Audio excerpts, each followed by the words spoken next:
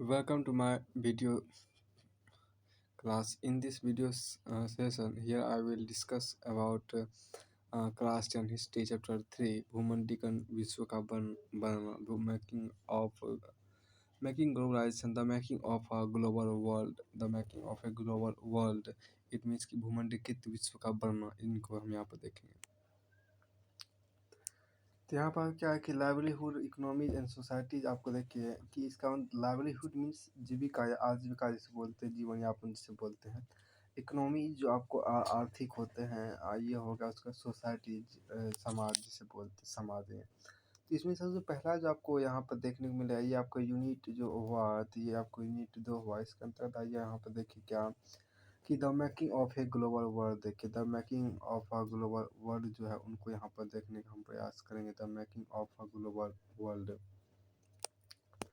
तो पहली जो चीज़ें आप यहाँ पर देख रहे हैं क्या कि the making of a global world मतलब ग्लोबल वर्ल्ड मतलब भूमंडलीकृत विश्व का बनना। यहाँ देखिए भूमंडलीकृत विश्व का बनना। यहाँ पर देखिए इसमें जो खास बात है आपको लगेगा, जिसको आप लोग बोल सकते the making of a global world को आप बोल सकते प्री मॉडर्न वर्ल्ड बोल सकते द प्री मॉडर्न वर्ल्ड भी आप बोल सकते हैं इसको। देखिए when we talk of globalisation, when we talk of globalization, we often refer to an economic system that has emerged since the last 50 years or so. 50 years और सो। देखिए जब हम वैश्वीकरण की बात करते हैं तो आमतौर पर हम एक ऐसी आर्थिक व्यवस्था की बात करते हैं जो मोटे तौर पर पिछले लगभग 50 सालों में ही सामने आई है। तो हमें देखिए जब हम वैश्वीकरण की बात करते हैं, जब हम वैश्वीकरण की बात करते हैं तो आमतौर पर हम एक ऐसी आर्थिक व्यवस्था की बात करते हैं जो मोटे तौर पर पिछले लगभग 50 सालों में ही सामने आई है। अब यहाँ देखिए क्या है कि but has you will seen in this chapter the making of the global world has a long history of trade, migration of people in search of work, the movement of capital and much else. तो फिर यहाँ हम देखिए लेकिन जैसा कि आप इस टाइम देखेंगे भूमंडलीकृत विश्व के बनने की प्रक्रिया व्यापार का व्यापार का काम की काम की तलाश में एक जगह से दूसरी जगह जाते लोगों का पूंजी एवं बहुत सारी चीज़ों की वैश्विक आवाजाही का एक लंबा इतिहास रहा है। एक लंबा इतिहास आपके यहाँ पर रहा है। As we think about the dramatic and visible science of global interconnection, as we think about the dramatic and visual signs of global interconnectedness in our lives today, we need to understand the phase through which this world in which we live has emerged,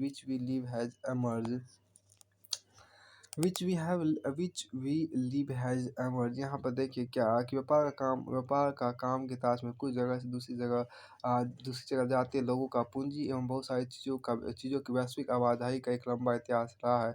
आज हम जब अपने आज अ, जब हम अपने जीवन में वैश्विक आज जब हम अपने जीवन में आज जब हम अपने जीवन में वैश्विक आपसी संपर्कों के बारे में सोचते हैं तो हमें उन युगों के बारे में भी जानना चाहिए जिनसे गुजरते हुए हमारी ये दुनिया ऐसी बनी है। अब यह देखिए all through history human societies have become all through the history human societies have become steadily more interlinked from ancient times. Traders priced and pilgrims travel vast distances for knowledge, opportunity and spiritual fulfillment, all to escape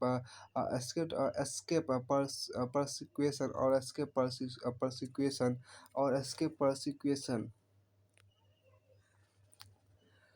इतिहास के हर दौर में मानव समाज एक दूसरे से के इतिहास के हर दौर में मानव समाज एक दूसरे के ज़्यादा नज़दीक आते गए हैं। प्राचीन काल से यात्री, व्यापारी, पुजारी और तीर्थयात्री ज्ञान, अवसर और आध्यात्मिक शांति के लिए या उत्पीड़न यातनापूर्ण जीवन से बचने के लिए दूर दूर की यात्राओं पर जाते रहे हैं। यहाँ पे ये देखिए क्या दूर-दूर की यात्राओं पर जाते रहे हैं। इतिहास के दौर में मानव समाज एक-दूसरे के ज़्यादा नज़दीक आते गए हैं। प्राचीन काल से यात्री, व्यापारी, पुजारी और तीर्थयात्री ज्ञान, अवसरों और आध्यात्मिक शांति की उत्पीड़न या यातनापूर्ण जीवन से बचने के लिए दूर-दूर की यात्राओं पर जाते रहे हैं। They carried goods, money, values, skills, ideas, invention, and even germs and disease. देखिए यहाँ पर अपनी यात्राओं में ये लोग तरह-तरह की चीज़ें, पैसा, मूल्य, मान्यताएँ, हुनर, विचार, आविष्कार और यहाँ तक कि कीटाणु और बीमारियाँ भी साथ लेकर चलते रहे हैं। As early as 3000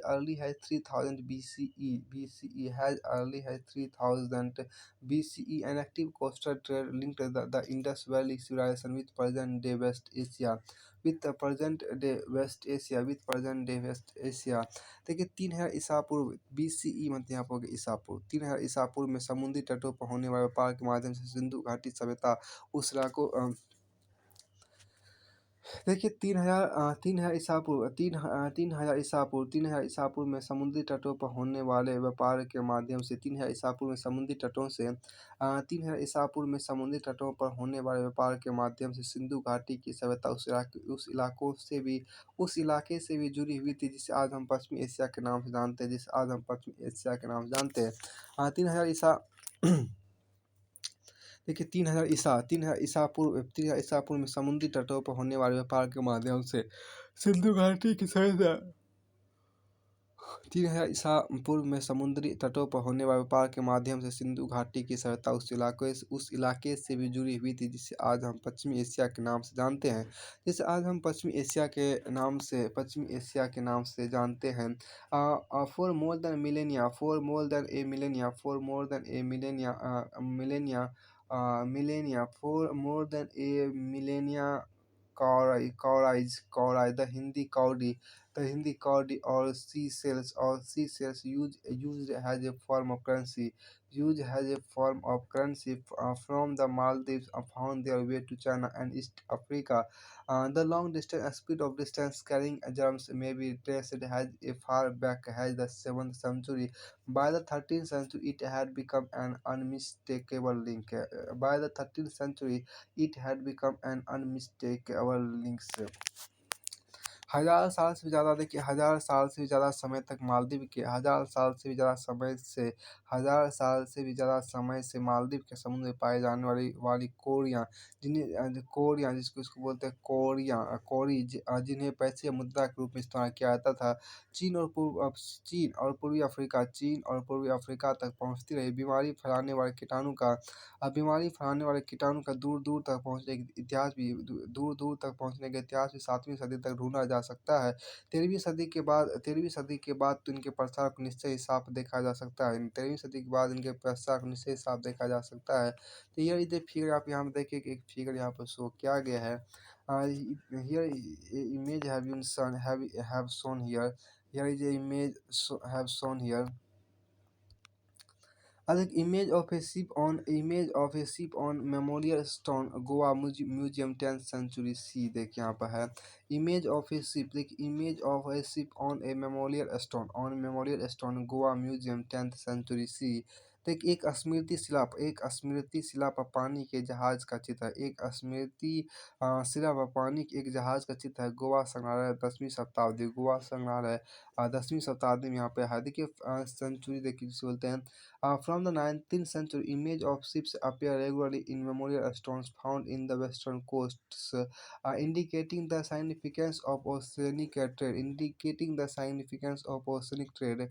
यहाँ पर देखिए क्या है कि क्या पश्चिमी तट के क्षेत्र में पाई गई नवीं सदी के बाद की स्मृतिशालाओं पर जलपोतों की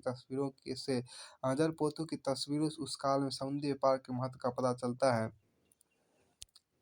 तो फिर आपको यहाँ पर एक जो खास बातें लिखी गई है, तो आप उस चीज़ को भी यहाँ पर देख सकते हैं कि आपको आगे देखिए क्या है कि सिल्क रूट से जुड़ती हुई दुनिया के कमांड दिखाया गया। Before come on topic here I will read one image number 2। This image show that this image is about Silk Route trade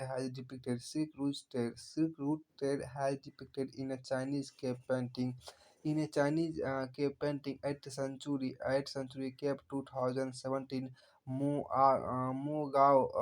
Gao grottoes Gansu China.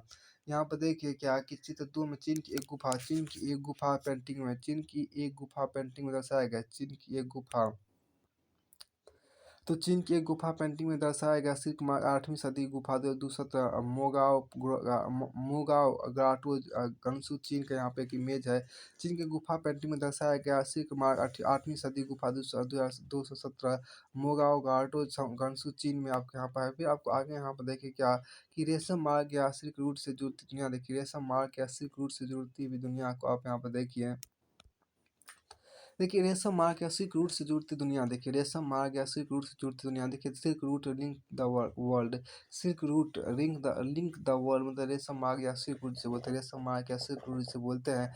इससे जुड़ती दुनिया के चीज़ों को देखिए आप non come on the theory the Silk Route are has देखिए the Silk Route are a good example of vibrant pre modern trade. The Silk Routes are a good example of vibrant pre-modern trade and cultural links between distant parts of the world, between distant part of the world. The name Silk routes point to the importance of westbound Chinese silk cargoes along this route. दुनिया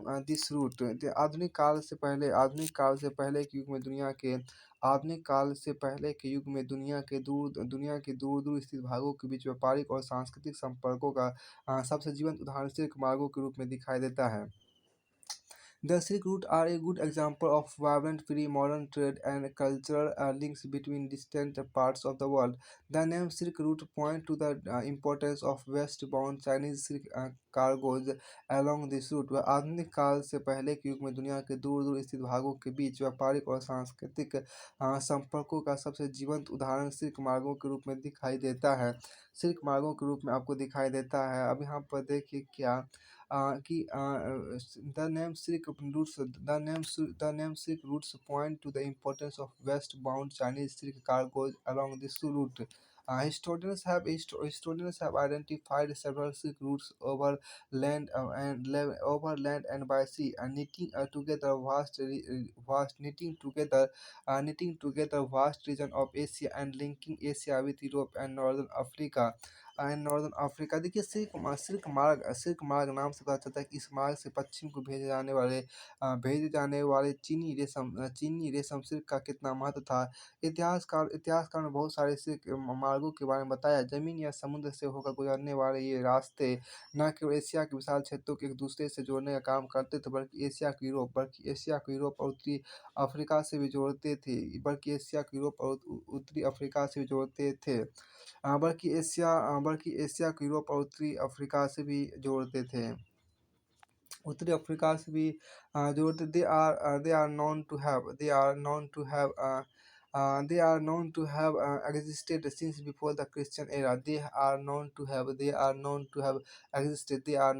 existed since before the Christian era and thrived almost till the 15th century. They are known to have existed since before the Christian era and thrived almost till the 15th century. Till the 15th century, यहाँ पर देखिए क्या है कि हम ये कह सकते हैं जमीन या समुद्र से होकर गुजरने वाले ये रास्ते न एशिया के विशाल क्षेत्रों को एक दूसरे से जोड़ने का काम करते थे बल्कि एशिया को यूरोप और उत्तरी अफ्रीका से भी जोड़ते थे। ऐसा मार्ग जोड़ते थे। देखिए they are known to have existed since before the Christian era and thrived almost till the 15th century. But Chinese pottery also traveled the same route has did textile and spices from India and Southeast Asia. In return, previous metals, gold and silver flowed from Europe to Asia. हाँ, from Europe to Asia आप यहाँ पर क्या है कि ज़मीन या समुद्र से होकर गुजरने वाले ये रास्ते न कि एशिया के विशाल क्षेत्रों को एक दूसरे से जोड़ने का काम करते थे, बल्कि एशिया को यूरोप और उत्तरी अफ्रीका से भी जोड़ते थे।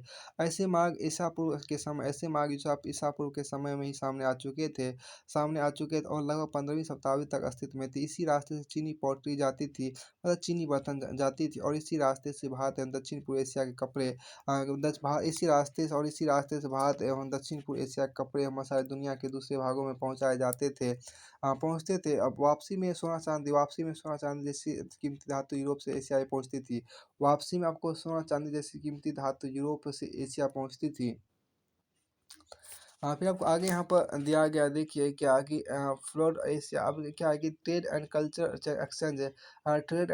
Exchange always went hand in hand. देखिए, trade and culture exchange always went hand in hand. Early Christian missionary almost certainly traveled this route to Asia, as did early Muslim preachers a few centuries later. Much before all this, Buddhism emerged from eastern India and spread in several directions through interesting point on this silk route.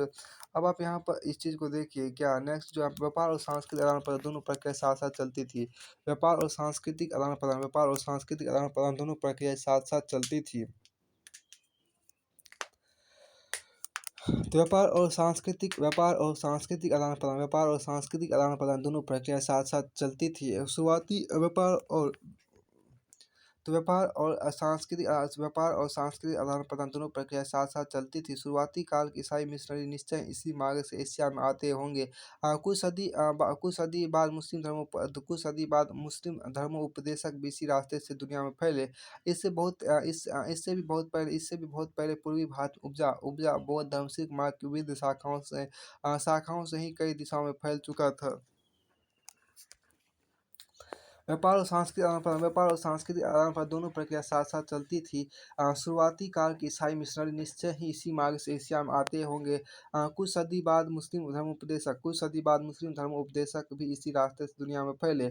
इससे भी बहुत पहले पूर्वी भारत में उपजा बौद्ध धर्म silk मार्ग की विविध शाखाओं से ही कई दिशाओं में फैल चुका था। दिशाओं में आपको फैल चुका था।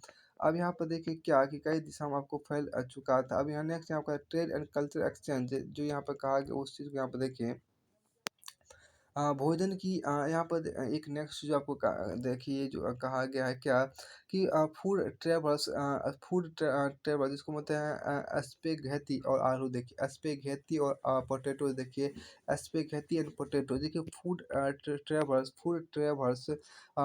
ट्रेवल्स स्पेगेटी स्पे स्पे यहाँ देखिए स्पेगेटी और आलू। देखिए स्पेगेटी और आलू, देखिए यहाँ पर फूड ऑफर्स। हाँ, तो यहाँ पर जो बातें कही गई है क्या एसपीसी 8.2 में, आपको आइए यहाँ पर जो खास देखिए, food offers many example of long distance food offers many examples of long distance cultural exchanges traders and travelers introduce new crops. Traders and travelers introduce new crops to the land to the lands they travel. Even ready food stop in distant part of the world might share common origins. The take and noodles. It is believed that noodles travel west from China to become a spaghetti, or perhaps Arab traders took pasta to fifth century Sicily, an island now in Italy. Similar food were also known in India and Japan. So the truth about their origin may never be known. Yet such guesswork suggests the possibilities of long distance cultural contact even in the pre-modern world. अब यहाँ पे देखिए क्या कि हमारे खाद्य पदार्थ दूर देशों के बीच सांस्कृतिक आदान-प्रदान के कई उदाहरण पेश करते हैं। तो हमारे जो यहाँ पे देखिए हमारे खाद्य पदार्थ दूर देशों के बीच हमारे खाद्य पदार्थ दूर देशों के बीच सांस्कृतिक आदान-प्रदान के कई उदाहरण पेश करते हैं। जब भी व्यापारी और मुसाफिर किसी नए देश में जाते थे, जाने-अनजाने वहाँ नई फसलों के बीज बो आते थे। देखिए हमारे खाद्य पदार्थ दूर देशों के बीच सांस्कृतिक आदान-प्रदान के कई उदाहरण पेश करते हैं। जब भी व्यापारी और मुसाफिर किसी नए देश में जाते थे, जाने-अनजाने वहाँ नई फसलों के बीज वो आते थे। संभव है कि दुनिया के विभिन्न भागों में मिलने वाले झटपट तैयार होने वाले रेडी खाद्य पदार्थों के बीच साझा स्रोत रहे हैं। आइए इस पे घटी देखिए साझा स्रोत रहे हैं। तो आप देखिए आइए इस पे घटी एक और नूडल्स का ही उदाहरण लें। माना जाता है कि नूडल्स चीन से पहुँचे। चीन से पश्चिम में पहुँचा और वहाँ उन्हीं स्पेघेटी का जन्म हुआ। यह संभव है कि पास्ता अरब यात्रियों के साथ 5वीं सदी में सिसिली पहुँचा, जो अब इटली का एक टापू है। इसी तरह के आहार भारत और जापान में भी पाए जाते हैं। इसलिए हो सकता है कि हम कभी यह ना जान सकें कि उनका जन्म कैसे हुआ होगा।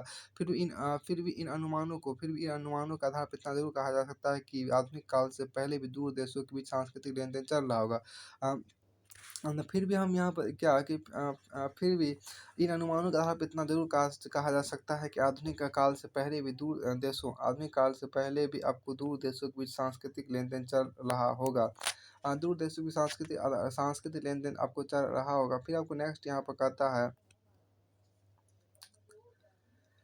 हाँ, देखिए सिस एंड देखिए क्या कि similar foods were also known in India and Japan, so the truth about their origins may never be known. Yet guesswork suggest the possibility of long distance cultural contact even in the pre-modern world. देखिए many of our common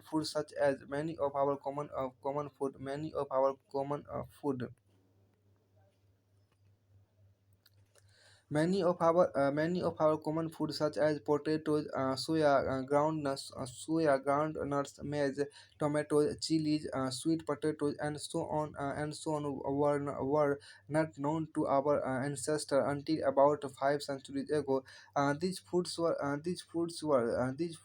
only introduced in Europe and Asia after Christopher Columbus accidentally discovered the vast continent that would later become known as the America. अब आप यहाँ पर देखिए क्या कि आलू, सोया, मूँगफली, टमाटर, मिर्च, शकरकंद और ऐसे ही बहुत सारे दूसरे खाद्य पदार्थ लगभग 500 साल पहले हमारे पूर्वजों के पास नहीं थे। ये खाद्य पदार्थ यूरोप और एशिया में तब पहुँचे जब कोलंबस गलती से उन अज्ञात महाद्वीपों में पहुँच गया था, जिन्हें बाद अमेरिका के नाम से जाना जाने लगा। यहाँ अमेरिका का मतलब उत्तरी अमेरिका, दक्षिणी अमेरिका और कैरिबियन द्वीप समूह सभी से है। यहाँ अमेरिका का मतलब आपको उत्तरी अमेरिका, दक्षिणी अमेरिका और कैरिबियन द्वीप समूह सभी सभी से है। दरअसल हमारे बहुत से खाद्य पदार्थ अमेरिका के मूल निवासियों यानी इंडियनों से हमारे पास आए हैं। दरअसल हमारे बहुत सारे खाद्य पदार्थ अमेरिका के मूल निवासियों यानी अमेरिकन इंडियनों से हमारे पास आए हैं। अब देखिए यहाँ पर क्या कि many of our food such as potatoes, soya, groundnuts, maize, tomatoes, chilies, sweet potatoes, and so on were not known to our ancestors until about 5 centuries ago. These foods were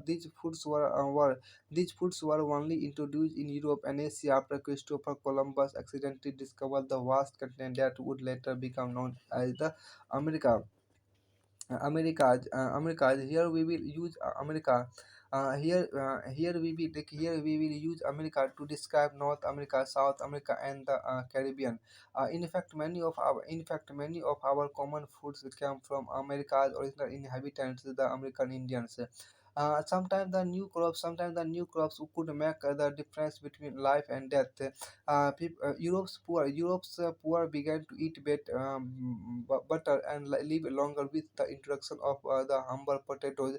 Ireland's poorest peasants became so dependent on potatoes that when disease destroyed the potatoes crop in the mid 1840s decades, hundreds of thousands died of starvation. देखिए यहाँ पर क्या है कि जिन्हें बाद America के नाम से जाना जाने लगा। यहाँ अमेरिका का मतलब उत्तरी अमेरिका, दक्षिणी अमेरिका और कैरेबियन द्वीप सभी से आपको है। देखिए दरअसल हमारे बहुत से खाद्य पदार्थ अमेरिका के मूल निवासी यानी अमेरिकन इंडियनों से हमारे पास आए हैं। ये कई बार देखिए कई बार नई फसलों के आने से जीवन में ज़मीन आसमान का फ़र्क आ जाता है। कई बार नई फसलों के आने से जीवन में ज़मीन आसमान का फ़र्क आ जाता था। साधारण से आलू का इस्तेमाल शुरू करने पर यूरोप के गरीबों की ज़िंदगी आमूल रूप से बदल गई थी।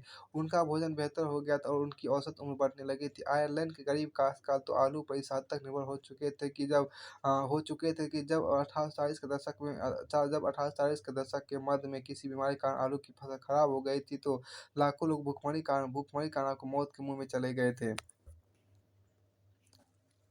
हाँ, आपको यहाँ पर देखिए एक फिगर यहाँ पर दिया है, the Irish potato family illustrate London का यहाँ पे एक फिगर दिया गया है। एक यहाँ पर आपको काफ़ी अच्छा फिगर शो किया गया है। This a good figure. देखिए द आयरिश पोटैटो फैमिली, देखिए यहाँ पर जो आपको चीज़ें वो यहाँ पर क्या, the Irish potato famine illustrated London news 1849 में आपको देखिए यहाँ पर। देखिए यहाँ पर क्या है कि hungry children hungry children digging for potatoes in a field that has already been harvested. Hungry children digging for potatoes in a field that has already been harvested, hoping to discover some leftovers, hoping to discover some leftovers during the Great Irish Potatoes Famine, 1845 to 1849. Around 1 crore people died of starvation in Ireland, and double the number emigrated in search of work. देखिए फसल cut जाने के बाद बचे खुचे आलूओं को उम्मीद है खेत की मिट्टी खोदते बच्चे का फिगर दिया गया है। 1845-1849 के बीच पड़े भयानक आयरिश आलू अकाल के दौरान आयरलैंड के लगभग आपको 1 करोड़ लोग भुखमरी के कारण मारे गए थे, और इससे दोगुने लोग काम की तलाश में घर बार छोड़कर दूसरे इलाकों में चले गए थे। दूसरे इलाकों में आपको चले गए थे। यहाँ पे उसी का एक फिगर यहाँ पर शो किया गया। फिर आपको नेक्स्ट आगे यहाँ पर कहा गया, देखिए तो जो यहाँ पर आपको कहा गया क्या कि कनक्वेस्ट डिजीज एंड ट्रेड, यहाँ पर देखिए क्या कनक्वेस्ट 1.3 में आपको यहाँ पर देखिए क्या कि विजय, बीमारी और व्यापार को देखिए कनक्वेस्ट डिजीज एंड ट्रेड, यहाँ पर देखिए क्या कि कनक्वेस्ट डिजीज एंड ट्रेड, देखिए कनक्वेस्ट डिजीज एंड यहाँ पर क्या आपको है तो ट्रेड आपके यहाँ पर है। देखिए conquest disease and the pre modern world shrank greater in the 16th century after European sailors found a sea route to Asia and also successfully crossed the Western Ocean to America. यहाँ पे देखो जो चीज़ें कहा गया, the pre modern world shrank greatly in the 16th century after European sailors found a sea route to Asia and also successfully crossed the Western Ocean to America.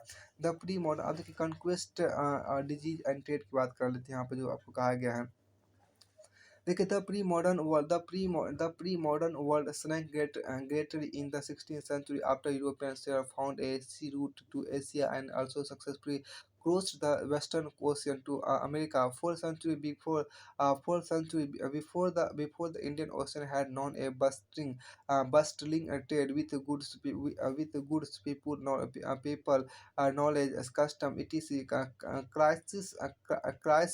Crisis crossing its water. The Indian subcontinent was central to these flows and a crucial point in their network. Thus, the entry of the Europeans helped expand or redirect some of these flows towards Europe. It means देखिए 16वीं सदी में जब यूरोपीय जहाजियों ने Asia तक का समुद्री रास्ता ढूंढ लिया और पूरे पश्चिमी सागर और वे पश्चिमी और वे पश्चिमी सागर को पार करते अमेरिका तक पहुँचे। अमेरिका तक जा पहुँचे तो पूर्व आधुनिक विश्व बहुत छोटा-सा दिखाई देने लगा। इससे पहले कई सदियों से हिंद महासागर के पानी में फलता-फूलता व्यापार, तरह-तरह के सामान और लोग, ज्ञान और परंपरा एक जगह से दूसरी जगह आ जा रही थी। भारतीय उपमहाद्वीप इन प्रवाहों के रास्ते में एक अहम बिंदु था। पूरे नेटवर्क में इस इलाके का भारी महत्व था। यूरोपियों के दाखिले से ये आबादी और बढ़ने लगी और इन प्रवाहों की दिशा यूरोप की तरफ भी मुड़ने लगी। फिर आपको यहाँ पर देखिए क्या आगे the pre modern world shrank great the pre modern world. यहाँ पर जो खास देखिए the pre modern world shrank greatly in the 16th century after European sailors found a sea route to Asia and also successfully crossed। देखिए the pre modern world greatly the pre-modern world shrank greatly in the 16th century after European sailors found a sea route to Asia and also successfully crossed the Western Ocean to America. देखिए यहाँ पर the pre-modern world shrank greatly in the 16th century after European sailors found a sea route to Asia and also successfully crossed the Western Ocean to America. For a century before, the Indian Ocean had known a bustling trade with goods, people, knowledge, customs, etc. Crisscrossing its water, the Indian subcontinent was central to these flows and a crucial point in their network. The entry of the Europeans helped expand or redirect some of these flows towards Europe. Before its discovery, America before its discovery, America had been cut off from regular contact with the rest of the world for millions of years. But from the 16th century, its a vast island, its vast land and abundant crops and minerals began to transform trade and lives everywhere. देखिए before its discovery, America had been cut off from regular contact. Its discovery, America had been cut off from regular contact with the rest of the world for millions of years. But from the 16th century, its vast lands and abundant crops and minerals began to transform trade and lives everywhere.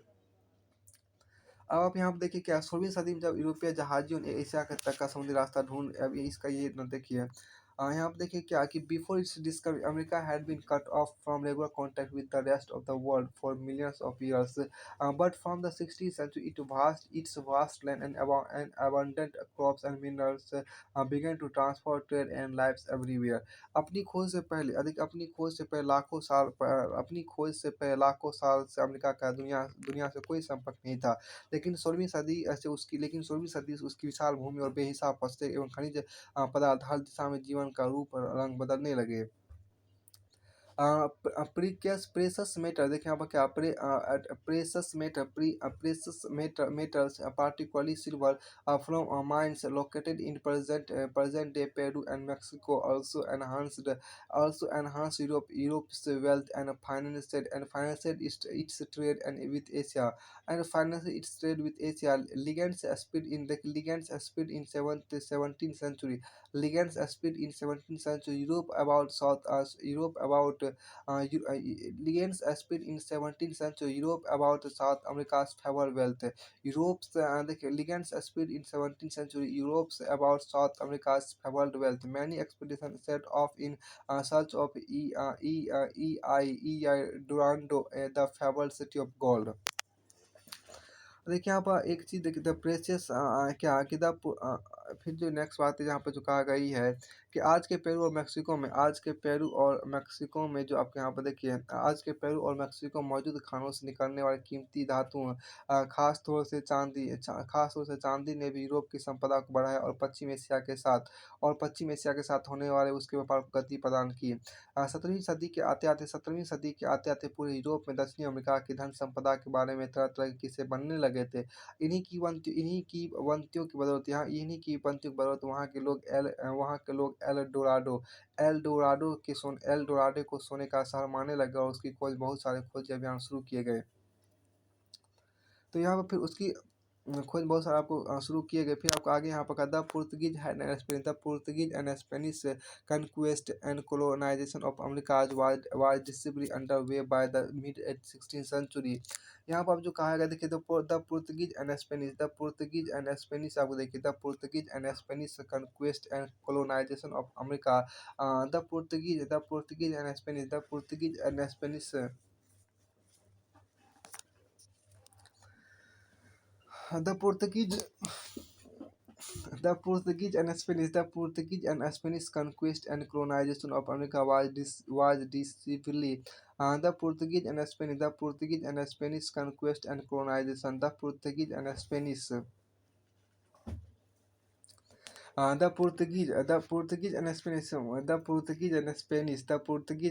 conquest and colonization of America was decisively underway देखिए the Portuguese and Spanish conquest and colonization, of America was decisively underway by the mid 16th century। European conquest was not just a result of superior firepower. In fact, the most powerful weapon of the Spanish conquerors was not a conventional military weapon at all. It was the germs such as those of smallpox that they carried on their person. Because of their long isolation, America's original inhabitant had no immunity against these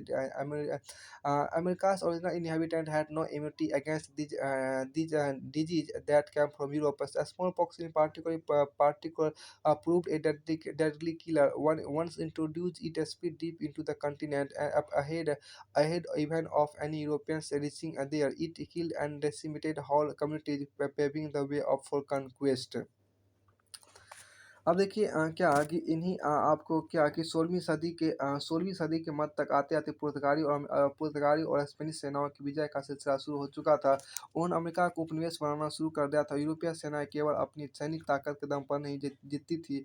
Spanish विजेताओं के सबसे शक्तिशाली हथियारों में परंपरागत किस्म का सैनिक हथियार तो कोई था ही नहीं। अब यह हथियार तो चेचक जैसे कीटाणु थे जो स्पेनिश सैनिकों और अफसरों के साथ वहां जा पहुंचे थे। लाखों साल से दुनिया से अलग थलग रहने के कारण अमेरिका के लोगों के शरीर में यूरोप से आने वाली इन बीमारियों से बचने की रोग प्रतिरोधक क्षमता नहीं थी। आपको देखिए यहाँ पर एक न्यू वर्ड शायद देखिए डिसेंटर आपको दिया गया देखिए यहाँ पर क्या ये आपको ये क्या बायोलॉजिकल वारफेयर देखिए क्या होता है। बायोलॉजिकल मतलब जैविक युद्ध आपको देखिए क्या होता है। जॉन विनटॉप यहाँ पर जो कहा गया उसको देखिए यहाँ पर देखिए न्यू इंग्लैंड स्थित मैसाचुसेट्स देखिए यहाँ पर क्या कि जॉन विनट्रॉप द फर्स्ट जैविक युद्ध देखिए John Winthrop the first governor of Massachusetts Bay Colony in New England wrote in May 1634 that smallpox signaled God's blessing for the colonists. The natives were near all dead of smallpox. So as the Lord had cleared our title to what we possess। ये बात Alfred Crosby ने ecological imperialism में यहाँ लिखा था। देखिए new England स्थित Massachusetts Bay colony के पहले गवर्नर जॉन विंथ्रॉप ने मई 1634 में लिखा था कि छोटी चेचक उपनिवेशकारों के लिए ईश्वर का वरदान है। देसी जनता और छोटी चेचक के कारण लगभग पूरी तरह से खत्म हो चुकी थी। इस तरह परमेश्वर ने हमारी मिल्कियत पर हमें मालिकाना दे दिया। अल्फ्रेड क्रॉसबी इकोलॉजिकल इंपीरियलिज्म में इसी बात लिखा था। तो फिर आपको यहाँ पर जो कहा गया the Portuguese and Spanish conquest ये तो बातें हो गई थी। मे बी देखिए this I have done this thing maybe I have done this thing। The Portuguese and Spanish conquest and colonization of America was decisively underway by the mid 16th century। European conquest was not just a result of superior firepower. In fact, the most powerful weapon of the Spanish conquerors was not a conventional military weapon at all. It was the germs, such as those of smallpox, that they carried on their person. Because of their long isolation, America's original original inhabitant had no immunity against this disease that came from Europe. Smallpox, in particular, proved a deadly killer once introduced its speed deep into the continent.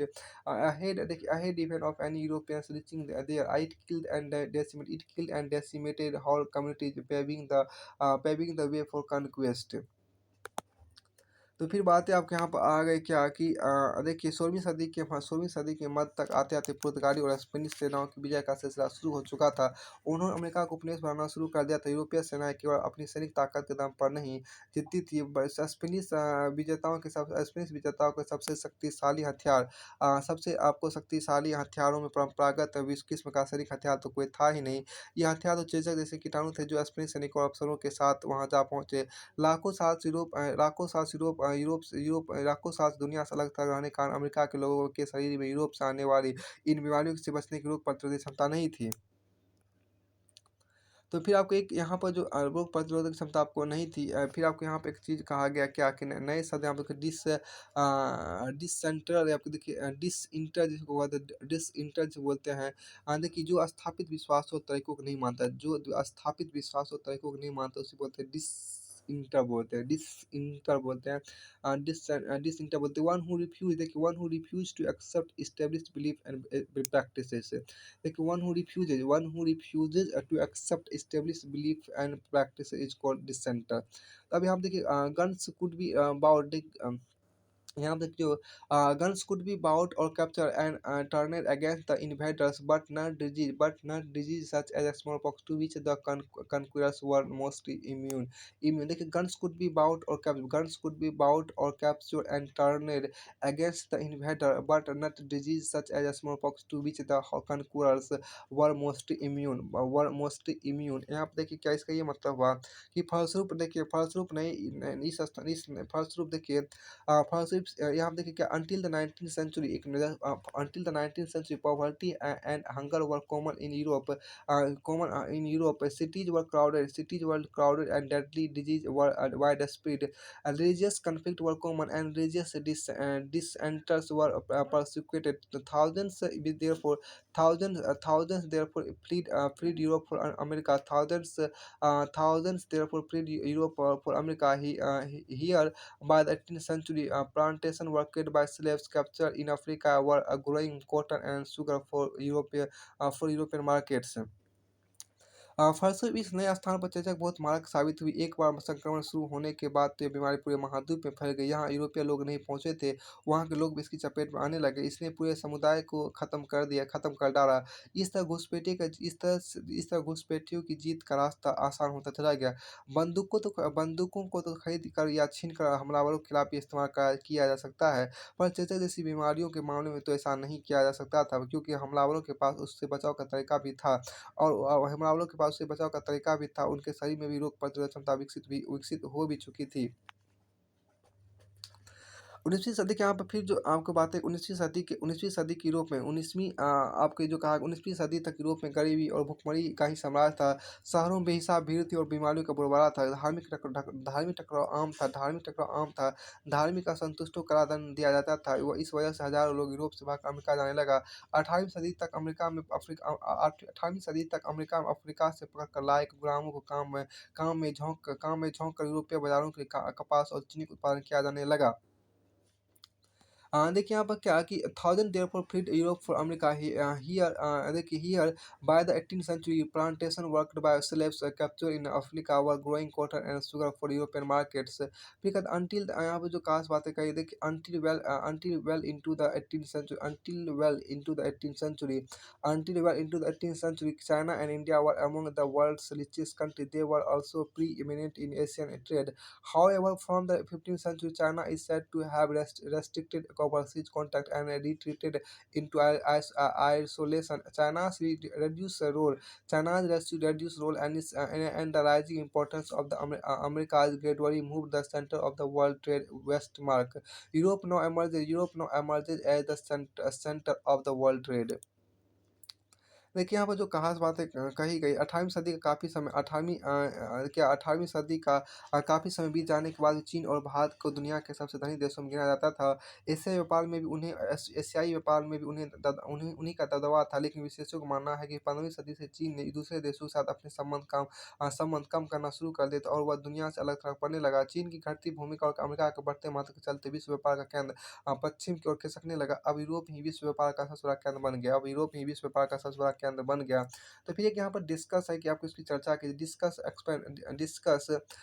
देखिए यहाँ पर क्या explain what we mean when we say that the world shrank in the 1500 decades. अब देखिए यहाँ पर कहते हैं एक्सप्लेन व्हाट, इसका क्या, जब हम कहते हैं कि 16वीं सदी में दुनिया सिकुड़ने लगी तो इसका क्या मतलब था? जब हम कहते हैं कि 16वीं सदी में 16वीं सदी, यहाँ पे एस का मतलब आपको सदी लिया गया है, सेंचुरी में हम किसी बोलते हैं या डिकेड्स बोलते थे कि explain what we mean when we say that world shrank in 1500 century या डिकेड्स। जब हम कहते हैं कि 16वीं सदी में दुनिया सिकुड़ने लगी तो इसका क्या मतलब था? तो इसके क्या मतलब था? अब यहाँ पर देखिए, तो एक इमेज यहाँ पर दिया गया है, स्लेव फोर आपके यहाँ एक इमेज एक यहाँ पर आपको दिखाया गया है। देखिए यहाँ पर क्या स्लेव फॉर सेल आपके यहाँ पर क्या एक इमेज जो आप यहाँ पर देख रहे हैं, ये इमेज जो आप देख रहे हैं, आपको इमेज है यहाँ पर क्या कि slave for sale new Orleans illustrated London news 1850 1851। तो फिर आपको आगे यहाँ पर कहा गया क्या a prospective buyer carefully inspecting slaves lined up, देखिए lined up before the auction, देखिए you can see two children along with four women and seven men in top hats and suit waiting to be sold to attract buyers. Slaves were often dressed in their best clothes. अब यहाँ पर देखिए कि जो कहा गया है उस चीज़ को समझिए। गुलामों की खरीद फरोख्त न्यू आर्लियंस रजिस्ट्रेटेड लंदन न्यूज 1851 का इमेज यहाँ आ गया है यहाँ पे। एक खरीदार देखिए खरीदार नीलामी के लिए कतार में खड़े गुलामों को एक खरीदार नीलामी के लिए कतार में खड़े गुलामों को गौर से देख रहा है। इस चित्र में आपको 4 औरतें और लंबी टोपियाँ पहने 7 पुरुषों, लंबी टोपियाँ पहने आपको 7 पुरुषों के साथ 2 बच्चे भी आपको बिकने के लिए खड़े हैं। अच्छी कीमत पाने के गुलामों को अक्सर बढ़िया कपड़े पहना के बाज़ार में लाया जाता था। तो यहाँ पर देखिए आपको जो 15 आपको यहाँ पर द 19th सेंचुरी की बात करते हैं, तो ये जो आपको टॉपिक है द 19th सेंचुरी, ये जो आप यहाँ पर देख रहे हैं द 19th सेंचुरी आपको हुआ 1815 टू 1815। देखिए द 19th सेंचुरी 19वीं शताब्दी से बोलते हैं, 1815 से बोलते हैं, 1815 से बोलते हैं 1815 टू 1914 मतलब 1914 तक। द 19 से 19वीं शताब्दी जो आपका 1815 शुरू होकर 1914 ईस्वी तक रहा, उनके बारे में आपको पढ़ा जाएगा। तो ये आपको अच्छा, अच्छा, क्या देखिए the world change profoundly in the